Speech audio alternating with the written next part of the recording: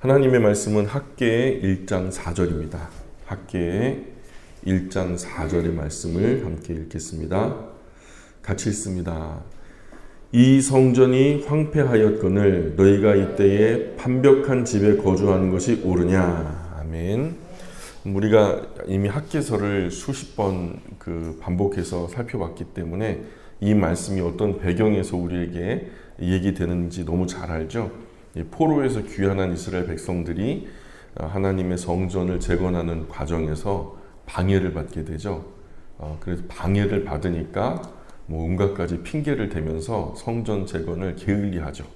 한동안 15년 동안 귀환한 지 15년 동안 방치되면서 하나님의 성전이 황폐해지니까 이스라엘 백성들을 일깨우시면서 학개 선지자를 보내셔서 크게 노하시는 하나님의 음성 속에 이런 말씀이 나타났죠. 청교도들 아주 미국의 이제 건국의 배경이 되었던 청교도들, 지금은 미국이 이제 청교도들이 세운 나라는 아닙니다. 지금 근간은 청교도들이 세웠을지 모르지만 사실 지금 미국은 청교도들의 냄새는 좀 날지 몰라도 그 저변에는 참 좀 추악한 속내가 숨겨져 있죠. 어쨌든 청교도들의 일화는 이미 수십 번 들으셨을 거예요. 청교도들이 미국에 정착할 당시에 아마 그 청교도들의 이야기를 이렇게 사파로 그려낸 그림들이 참 많아요. 이런 것들을 보면 그들이 이제 미국에 정착할 당시에 스피드 웨일이라고 하는 배와 또 이제 메이플라워라고 하는 배 두 대가 이제 본토에서 출발했죠. 그 유럽에서 출발해서 인도 반도로 들어가서 거기서 이제 새로운 그 꿈을, 신앙의 또 자유를 찾아서 그렇게 멋진 공동체를 일구어서 하나님 마음껏 자유롭게 섬기겠다는 그 꿈으로 갔는데, 스피드웰은요 속도가 너무 잘 나왔나 봐요. 스피드가 워낙 잘 나와가지고 좌초돼서 그 배는 미국에 도착하지 못하고 메이플라워를 탄 273명 정도가 이제 도착하게 되죠. 그래가지고 이제 이 인도 대륙인 줄 알았어요. 그 원주민들이 있으니까 아마 인도의 원주민들이다라고 인디안이다 이름을 붙였고, 사실은 인디안이 아니었죠. 아메리칸이었죠. 그래서 아메리칸이 오늘 왜 인디안이라고 불려지게 되냐, 이게 좀 착각인 거죠. 인도 반도가 아니라 아메리카 대륙에 내려섰던 거죠. 그야말로 신대륙을 발견한 거예요. 그곳에서 정착할 당시에 이 사람들이 제일 먼저 예배당을 지었고, 그 다음에 학교를 짓고, 그 다음에 비로소 가족을 위한 집을 지었다. 이런 것들이 수십 번 이제 교훈이 돼서 반복됐던 걸 우리가 잘 알아요. 이런 일화는 우리에게 청교도의 삶의 가치관의 우선순위가 무엇인가 잘 보여주는 거죠. 그때 당시 세워졌던 하버드 대학교 아시죠? 하버드 대학교가 로고를 보면 책이 3권이 펼쳐져 있어요. 과거에는 2권은 펼쳐져 있었는데 1권은 닫혀져 있었거든요. 근데 2권은 신약과 구약을 말하는 거예요. 그래서 마지막 3번째 권은 닫혀져 있었는데 최근에 열려 있어요. 왜냐하면 이게 성령 하나님이 보게 하지 않으시면 우리가 볼 수 없는 책이다, 이런 상징성을 갖고 있었는데, 이제 그리스도 안에서 우리가 볼 수 있다라는 그런 상징성을 가져서 이제 하버드 대학교 이제 로고를 보면 책 3권이 다 열려 있는 것을 보게 돼요. 그래서 미국이든 유럽이든 그 명망 있는 명문 대학교를 가만히 보면은 전부 다 기독교 정신으로 세워진, 그래서 대학교 교육이라는 것 자체가 기독교 안에서 시작되어진 굉장히 아름다운 유산이죠. 그래서 이제 청교도들의 삶의 가치관의 우선순위가 이런 부분에서 잘 나타나요. 저는 그리스도인이 이런 가치의 기준으로 사는 것이 정말 멋진 일이다, 저는 합당하다, 당연하다라고 여깁니다. 우리나라 개혁교회가 처음 들어왔을 때 선교사님들도 예배당을 세웠어요. 예배당과 함께 뭐를 세웠냐면 학교를 세우고 병원을 세웠어요. 이 학교와 연계해가지고 광해원이다, 이건 최초의 민간 병원이었다. 이것이 이제 이 학교와 연계해가지고 이루어졌던 이제 배제학당이라고 들어보셨어요? 이게 배제학당 그림이에요. 서울 중구 정동 34번지 배제학당 전경이 이런 이게 지금 도색을 다시 한 거거든요. 이 컴퓨터로 그래픽을 입힌 거예요. 원래 세워질 당시에는 이렇게 배제학당 최초 설립 시 본관 지어지는 모습들. 그래서 그때 한복 입은 우리 한국 사람들이 열심히 이제 돌아다니면서 이제 건축을 하게 되는 모습을 보죠. 이때 내노라 하는 뭐 연세대학교라든가 이화여대도 그렇고 다 이때 세워졌죠. 1887년에 배제학당 학생들이 이랬어요. 이 갓 쓰고 긴 곰방대 담배 물고 그 공부하겠다고 왔는데 무슨 학당이겠다, 무슨 서당이겠다 이렇게 왔는데 이 10대 후반의 친구들이에요. 10대 후반, 20대 초반의 사람들이 아이들을 벌써 서너 거느리고 애늙은이처럼 그렇게, 그리고 이제 노비들을 데리고 와가지고 온갖 잡신분을 다 시키는 거예요. 그래서 담배 뻐끔뻐끔 피워가면서 이제 배제학당에서 공부를 시작하겠다고 하니까 선교사님들이 이런 문화적으로 다른 것 때문에 굉장히 애를 먹었다 해요. 그래서 이제 이 배제학당을 중심으로 독립협회가 세워진 건 아시죠?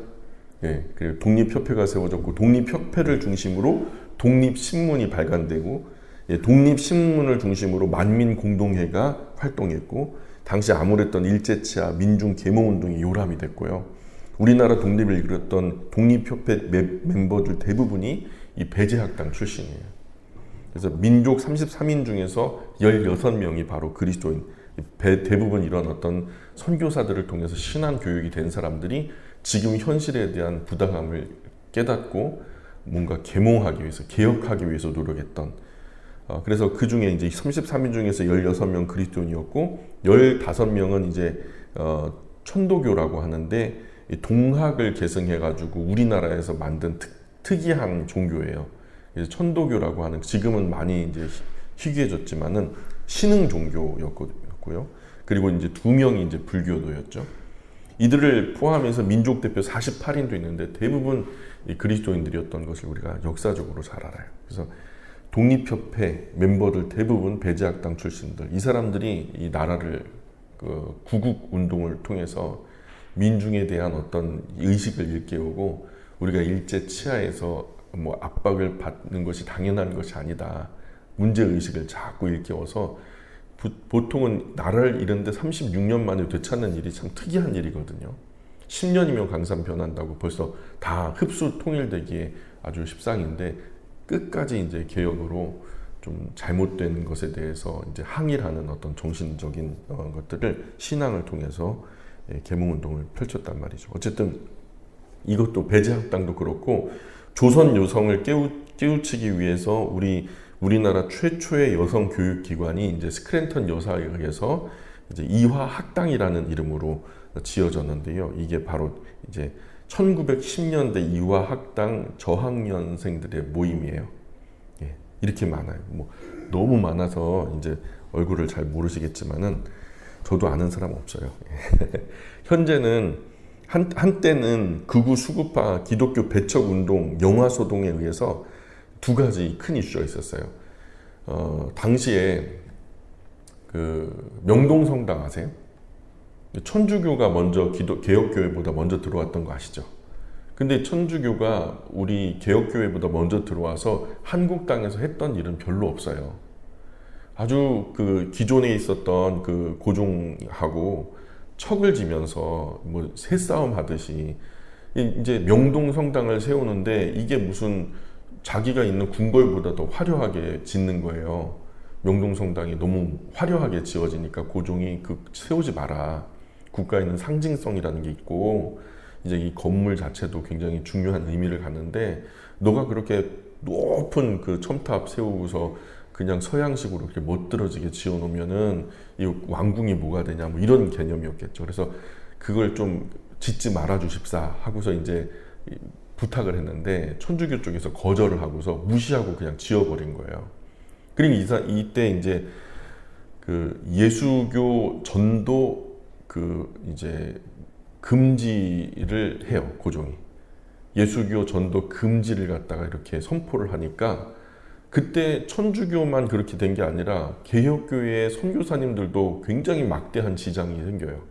전도를 하고 싶은데 이 천주교의 명동 성당 짓는 일 때문에 고종 황제가 막 그냥 노해가지고 그냥 그렇게 못 짓게 되니까, 전도를 못 하게 되니까, 그 갈등 속에서 개혁교회 선교사님들과 교회가 굉장히 피해를 입었죠. 그런 가운데에서 이제 이 위축이 될 뻔했고, 또 그로부터 이제 얼마 후에 그 영화소동이라고 하는 게 있었어요. 선교사들이 이 조선 땅의 어린 아이들을 납치한다.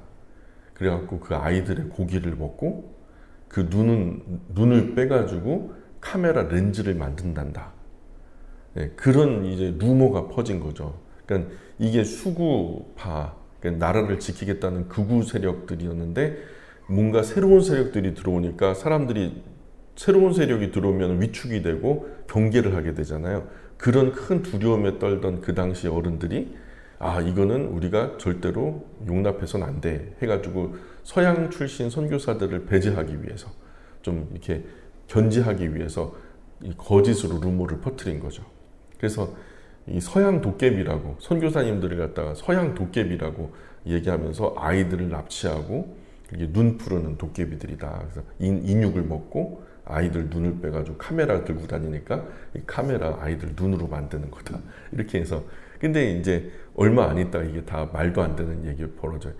나중에 그 선교사님 집에, 그때 당시 뭐 선교사라 해봤자 몇 명 안 되잖아요.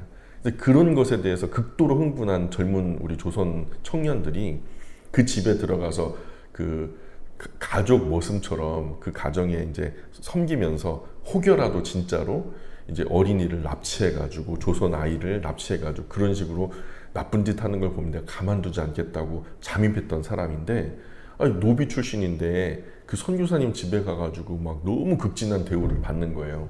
그리고 아무것도 그런 불법적인 요소가 없고 아이를 납치하는 거는 뭐 말도 안 되는 얘기고, 그리고 언제나 막 존대해주면서 눈높이를 같이 해주면서 자기가 존중받는 느낌을 받으니까 이 사람들이요, 2명이나 각각 다른 곳에 가가지고 머슴살이를 했는데 감동이 되는 거죠. 마음에 막 감동이 되고서, 그래서 당신들이 믿는 하나님 우리도 믿고 싶다고 하면서 이제 예수님을 영접하게 되고, 그 이제 조선인 처음으로 그 목사님이 되는 거죠. 1901년도에 이제 목사님이 되는 거예요.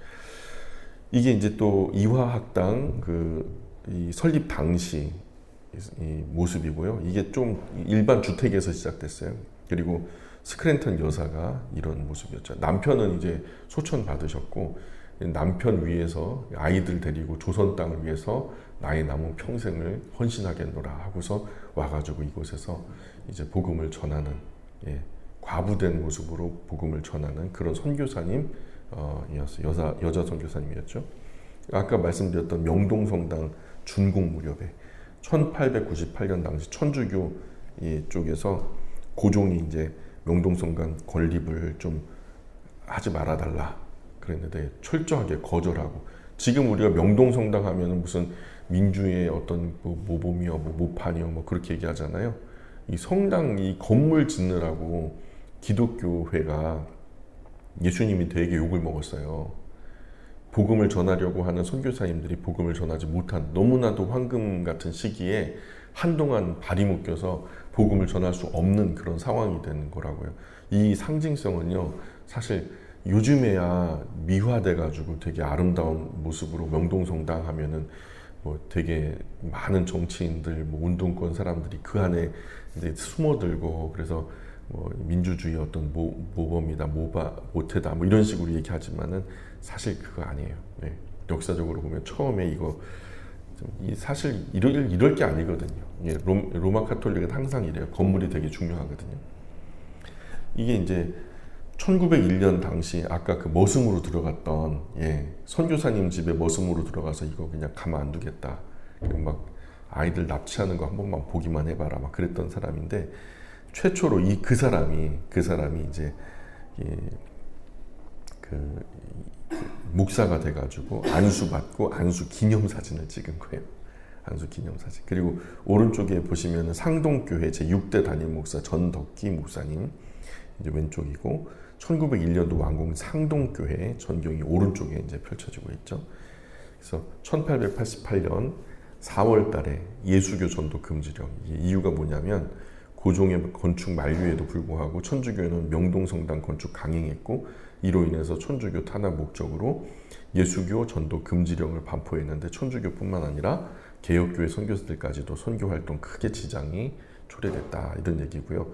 그리고 그로부터 2개월이 지나서 1888년 6월 달에 영화소동이라고 그래갖고 선교사들을 서양 도깨비라고 오인하고 아이들을 유괴해서 잡아먹고 눈은 카메라 렌즈로 쓴다는 소문에 민초들의 과격한 난동이 벌어졌던 이런 사건. 나중에는 이게 다 오해가 풀린 거예요. 그런 조선인들을 통해서. 선교사들이 이제 아닙니다 이렇게 한 게 아니라 선교사들 주변에 있는 이 조선인들을 통해서 그 거짓말이다, 그 소문에 불과하다 이런 이야기가 다 이제 알려지게 됐죠. 그리고 우리가 잘 아는 이 두 사건이 이제 불씨가 돼서 민족의 위대한 지도자들이 대거 출연하는 모판이 됐는데 이 전덕기 또는 이상재, 안창호, 김구, 뭐 최남선 요즘에 좀 시비가 있긴 하지만요. 또 이승만도 사실 시비가 많이 있지만 이제 그런 걸출한 민족 지도자들이 이 영향력 아래서 출연했다라는 것. 그 명문대로 알려져 있는 연세대학교라든가 이화여자대학교라든가 뭐 광해원의 전신이죠. 뭐 이런. 그래서 미국의 뭐 하버드 대학교라든가 전 세계 대학 교육은 개혁 교회를 중심으로 일어났다. 예, 그렇게 보시면은 정확합니다. 이 어떤 성과를요, 이 기독교의 유산을 무시하려고 악한 영들이 막 지금 와가지고 막 엄청 욕을 하거든요. 예, 예, 기독교 스쿨, 뭐 미션 스쿨 하면은 왜 예배를 드리고 수업을 해야 되는지 모르겠다느니 처음부터 예배 드리고 수업하는 줄 알면서 들어왔으면서 자꾸 이제 시비를 걸고서 이 대학교 안에서 예배를 못 드리게 하는 그런 악한 세력들이 지금 미션 스쿨들을 하나하나 무너뜨리고 있는데 참 우려할 만한 부분이에요. 어쨌든 오늘 중요한 것은 좀 옆으로 샜지만요. 예, 우리가 그리스도인이 돼서 직장이나 학교를 옮기게 돼서 이사하는 경우가 있죠. 이 신앙생활 위해서 이사하는 분들을 주변에서 보신 적 있어요?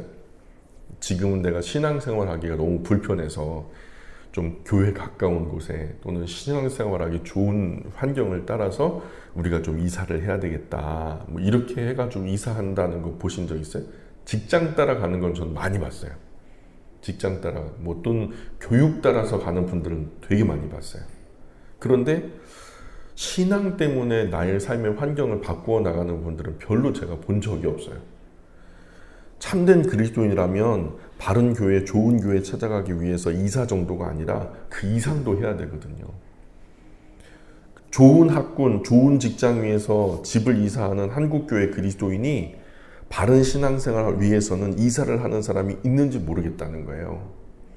네덜란드나 캐나다 개혁교회 그리스도인들 얘기를 들어보면 그 사람들은요, 이민을 가도 이민 가는 그 지역에 개혁교회가 있는지를 알아보고 있다면 가요. 없으면 안 가요. 없으면 어떻게 하냐? 혹 개혁교회가 없는 지역이라고 하면 그 지역으로 이민 가겠다라고 하는 이민자 가정이 두세 가정이 생기면 그곳에서 교회를 이룰 수 있도록 만반의 준비를 갖추고 기다렸다가 이민을 간다는 거예요. 개혁교회가 없다면. 그들의 삶에 신앙이 얼마나 중요하게 여겨지는지를 잘 볼 수 있는 부분이죠. 한마디로 삶보다 신앙이 우선인 거죠. 애초에 청교도들도 왜 그 본토를 버리고 다른 지역의 그 낯선 타향에 가려고 했어요? 신앙의 자유를 위해서 그랬단 말이죠. 자, 우리 한국교회는 종교적인 언어와 모습 대단하게 성숙했는지 몰라요. 어제도 지하철을 갖다 타고 갔는데, 이거 전화를 갖다 진짜 막 엄청 크게 권사님 하면서 막 얘기를 하는데, 사람들이 다 쳐다보는데 막 눈총을 주는데도 몰라요. 그것이 사람들에게 민폐가 되는지를 몰라요. 내가 어제 그 좋은 일을 했고 나는 원래 그렇게 살았고 하는데 다 들으면 자기 의라. 이게 너무 누추한 거예요. 다른 사람이 정말 편안하게 조용하게 어떤 직장으로 다른 어떤 지역으로 옮겨가는 그런 전부 다 서로 배려하느라고 쉬쉬하는 그런 조용한 공간에서 그냥 막 소리 지르면서 권사님 아멘 그러면 그거 좋아하겠냐고요. 이거 참.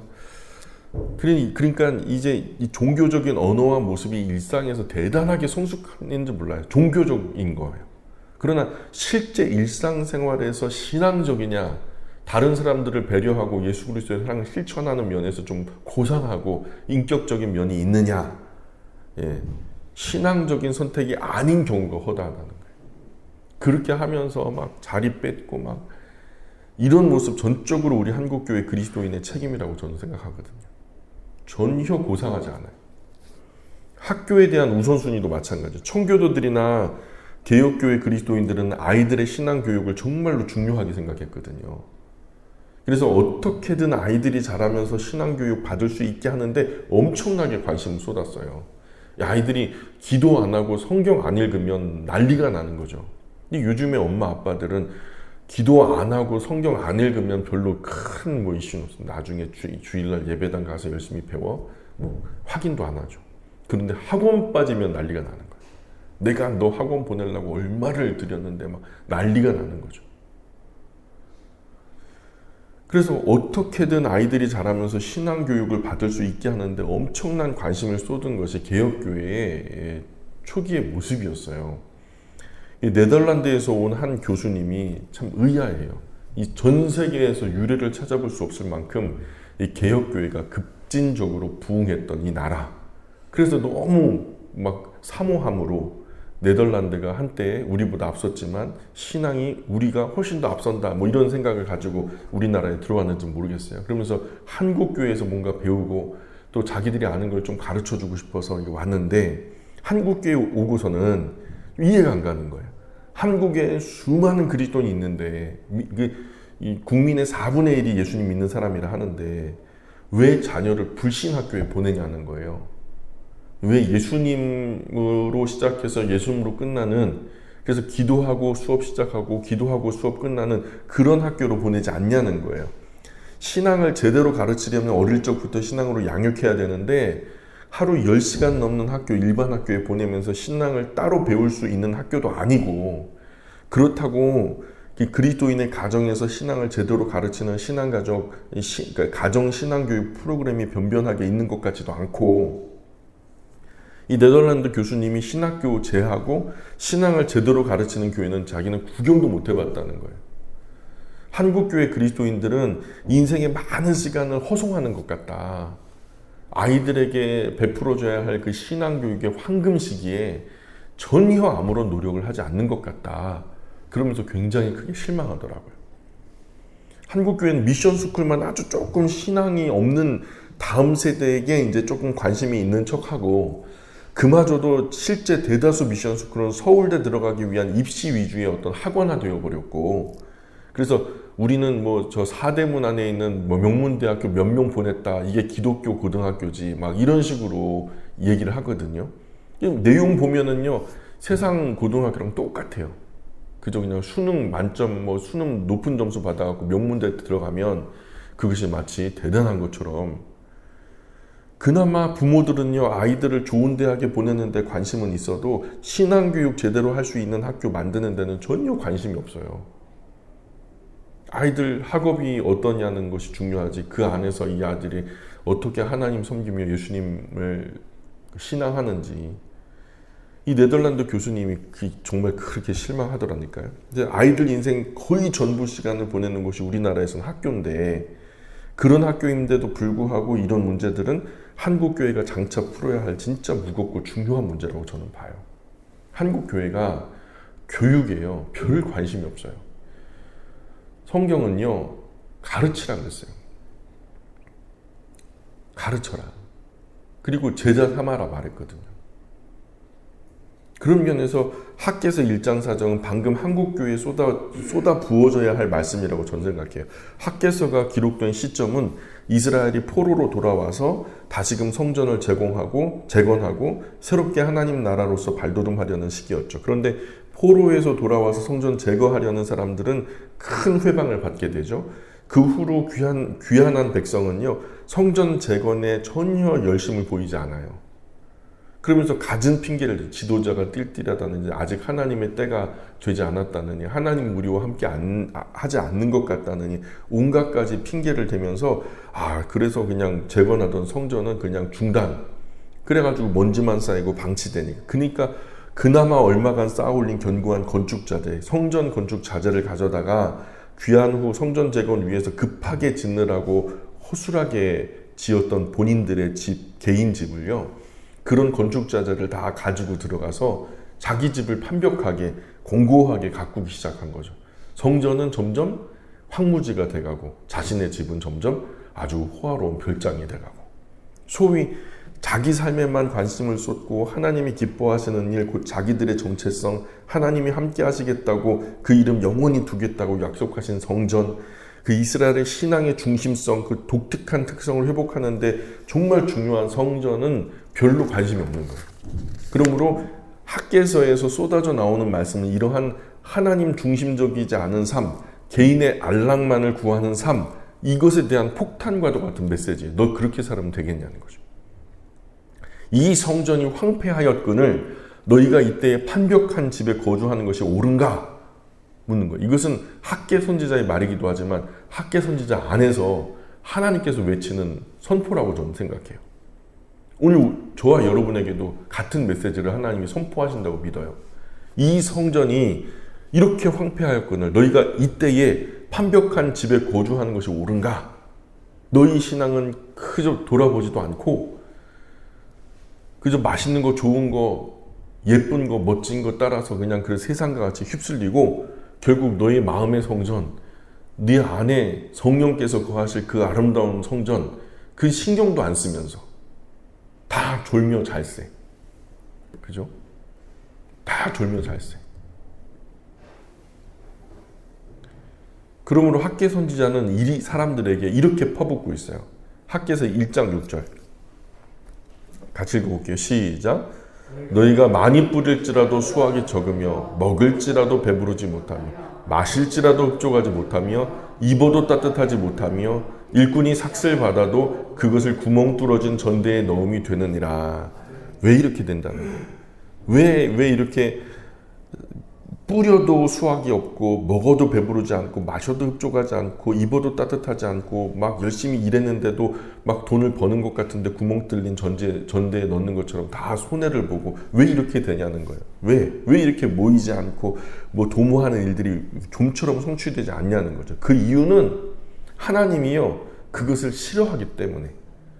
1장 9절에 보면 이렇게 말해요. 1장 9절 같이 읽어볼게요. 시작. 너희가 많은 것을 바랐으나 도리어 적었고 너희가 그것을 집으로 가져갔으나 내가 불어버렸느니라. 나 만군의 여호와가 말하노라. 이것이 무슨 까닭이냐. 내 집은 황폐하였으되 너희는 각각 자기의 집을 짓기 위하여 빨랐습니다. 자, 하나님은 그들이 집으로 가져온 것을 불어버리셨단 말씀이에요. 그저 그냥 막 반짝반짝거리고 막 그냥 예쁘고 좋은 거 다 집으로 끌어모으는데 하나님이 훅 하고 불어버리면 다 그냥 바람에 나는 겨처럼 없어져 버리는 거죠. 그 이유가 뭐예요? 왜 그렇게 하시는 거예요? 하나님이 성격이 못돼서? 왜 그렇게 하신대요? 성전은 황폐한데 자기 집 짓는 데만 빨랐기 때문에. 이렇게 학개서의 메시지는 자기 삶에만 관심 가지고 하나님은 전혀 생각하지 않는 이런 언약 백성의 개인적인 이런 언약 백성에 합당하지 않는 처신을 향한 하나님의 힐난의 말씀이죠. 예. 우리는 이 메시지를 돌아보면서 우리가 실제로 살아가는 삶에서 이런 모습이 없는지 우리가 스스로 면밀하게 살펴봐야 된다고 저는 믿어요. 하나님보다 자기 삶만 먼저 생각하지 않았는지 돌아봐야 돼요. 그저 그냥 신앙생활은 그냥 취미생활 하듯이 그냥 옵션 해도 되고 안 해도 되는, 중요한 것은 결국은 내 삶 아니에요? 현대인들이, 오늘 한국교회 현대 그리스도인들이 대부분 그렇죠. 내 개인적인 신앙, 내 개인적인 삶에 방해가 된다면 이 해도 되고 안 해도 되는 게 신앙생활 아니에요? 마음만 있으면 되는 거지, 마음이 중요하지 하면서 결국에는 하나님을 향한 어떤 중요한 의식들을 다 속속 빠지고, 결국 우리가 삶으로 섬겨야 되는 중요한 어떤 헌신의 현장에서는 다 속속 빠지고, 특히 우리가 앞서 구약의 성전이 갖는 중요한 개념들 몇 주째 이제 제대로 살펴봤잖아요. 이제 진정한 성전 건축이 무엇인지 우리가 바르게 알았어요. 예. 하나님이 우리 삶에 함께 하셔야 돼요. 또한 우리가 그 안에 하나님을 향하여 늘 죄 용서를 구하는 회개의 삶을 살아가야 된단 말이에요. 이게 성전으로서의 삶인데, 그런데 이 성전 건축이 무엇인지 이제 바르게 알았는데, 우리 일상생활 속에서 진정한 성전 건축, 곧 그리스도께서 존귀하게 되는 일과 자신의 거룩함과 교회의 사명을 위해 열심을 내야 되는 것, 이런 것에 대해서 별로 관심이 없어요. 오늘 한국 교회는 이 본문을 가지고 신앙을 위해 이사를 간다거나 또는 다른 손해를 감수한다라든가 아니면은 아이들을 신앙으로 양육하기 위해서 뭐 신앙의 학교를 세워야 한다라든가 진정한 성전 건축을 위해 삶을 돌보거나 교회의 정결함을 위해서 노력해야 한다거나 그렇게 가르치지 않는다고요. 전부 다 하나로 개인의 삶이 복받기 위해서 하나님이 필요하다는 거예요. 그저 그냥 축복, 성공, 승리, 합격, 승진. 하나님 앞에서 진정한 성전 건축은 자신의 몸을 살펴 깨끗하게 하고 거룩하게 하는 것. 그리고 예수 그리스도의 가르침 아래 교회의 일치 단결이거든요. 그래서 모든 그리스도인이 예수 그리스도를 세상에 보여주는 그리스도의 순결한 신부로 자라나게 하는 것이 진정한 성전 건축인 거죠. 연합된 교회, 연합된 그리스도의 사람들이 세상을 향하여 예수 그리스도를 보여주는 거예요. 그 향기를 나타내는 거죠. 그러나 이런 것에 대해서는 말하는 교회가 별로 거의 찾아보기 어렵죠. 학계 선지자 말이 판벽한 집에 거주하는 것이 옳은가? 이때, 이 시기에. 이 본문은 한국 교회에서는 오로지 예배당 건물을 지을 때만 등장하는 본문이거든요. 한국 교회 이 본문으로 시작되는 설교는 항상 건축 헌금 많이 내라는 뜻으로 사용되거든요. 보통 이 본문으로 시작하는 설교는 교회가 소위 성전 건축, 실제로는 예배당 건축이라는 주제를 강조하기 위해서 단골로 등판되는 말씀이에요. 그리고 각종 헌신한 사람들과 그로 인한 축복의 결과를 예화로 나열하죠. 이 말씀으로 시작해가지고 어떤 여자 청년은 결혼을 위해서 5년 동안 모은 돈을 다 성전 건축을 위해서 바쳤더니 하나님이 큰 사업하는 젊은 남자, 멋진 남편을 갖다 붙여줘서 결혼했더니 아이고 성전 건축 그냥 그거 헌금한 거보다 몇십 배는 남았다더라. 어떤 여자 집사님이 선산을 팔아서 몇 억대의 재산을 성전 건축 위해서 바쳤더니 이후에 하나님이 몇 배로 갚아주었다더라. 이런 종류의 이야기가 그 뒤에 줄줄이 사탕으로 따라 나오잖아요. 바로 이것들이 판벽한 집에 거하는 것이 옳은가의 신뢰라고 저는 생각해요. 그러니 이 설교를 듣는 그리스도인도 최선을 다해서 성전 건축 위에 물질을 바치라는 거죠. 예, 잘못되기. 이 말씀을 그렇게 사용했단 말이에요. 저는 솔직히 이런 류의 설교를 듣다 보면 무슨 생각이 나냐면 무당 전보로 가잖아요. 이 복채 요구하는 무당이 생각나요. 이런 경우에 무당이 이끄는 무속 종교와 기독교의 목사가 다른 점이 뭔가? 저도 목사지만 목사는 사람을 선동해서 돈 뜯어내는 사람이 되면 안 되거든요. 하나님 말씀 가르치는 교회로 자라가기 위해서 부단히도 말씀 먹이는 일에 자신을 깎고 다듬으며 이 말씀이 더욱더 양질의 순수한 것들로 구별되기 위해서 노력하는 사람이 저는 목사라고 생각하거든요. 사람의 것들을 다 잘라내고 순결한 하나님의 말씀만 선별해서 결국 가장 양질의 것으로 먹이는 책임이 저는 목사들에게 있다고 생각하거든요. 하지만 오늘 한국교회 많은 목회자는 마치 기업의 CEO나 마케팅 전문가 같아요. 조금 나쁘게 말하자면 시장의 싸구려 장사치 같은 목사 정말 많아요. 3개월, 6개월 만에 목사 된 사람들도 있어요. 몇 주 만에 목사 된 사람도 있어요. 그 목사의 어떤 소명을 알겠어요? 장사치보다 훨씬 위험한 것은요, 그들이 내걸고 있는 상품인 하나님의 복이라는 것이요, 함부로 사용해서는 안 되는 크고 두렵고 무서운 분의 전유물이라는 것이기 때문에 그래요. 이런 목사들은요, 진노하시는 하나님 앞에서 목숨 담보로 장난치는 거랑 다를 바가 없어요.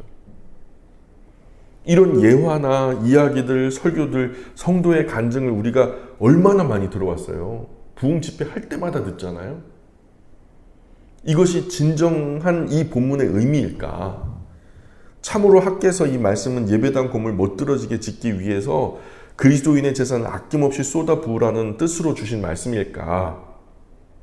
아니라는 거잖아요. 그렇지 않다는 것을 지난주, 지지난주에 강의를 통해서 충분히 확인하셨잖아요. 성전은 곧 예배당을 의미하는 것이 아니다. 성전은 곧 예배당을 의미하지 않는다. 따라서 구약을 살았던 성도에게 성전을 건축하라 명령하신 것은 오늘 우리에게 예배당 건물을 잘 지어 바쳐라 말씀하신 것이 아니라는 거죠. 조금 위험한 발언일지 모르지만 오히려 오늘에는 예배당 건물을 줄이고 심지어 없애는 것이 이 말씀을 더 잘 지키는 것일 수도 있어요.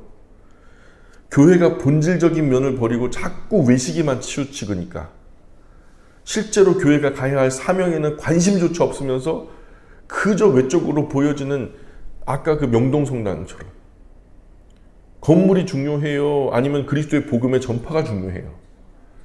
건물 짓는 것이 그 본질적인 사명에 위배가 되고 지장이 생긴다면 초가집에서 예배를 드리면 어때요? 실제로 교회가 가야 할 사명에는 관심이 없고 도리어 본질에서 크게 벗어난 의리의리한 건물 짓는 일에만 관심을 가지니까 오히려 예배당 건물을 작게 소박하게 만들고 외형적인 거, 외식적인 거 부수는 것이 이 성전 건축 명령을 이행하는 것일 수도 있어요.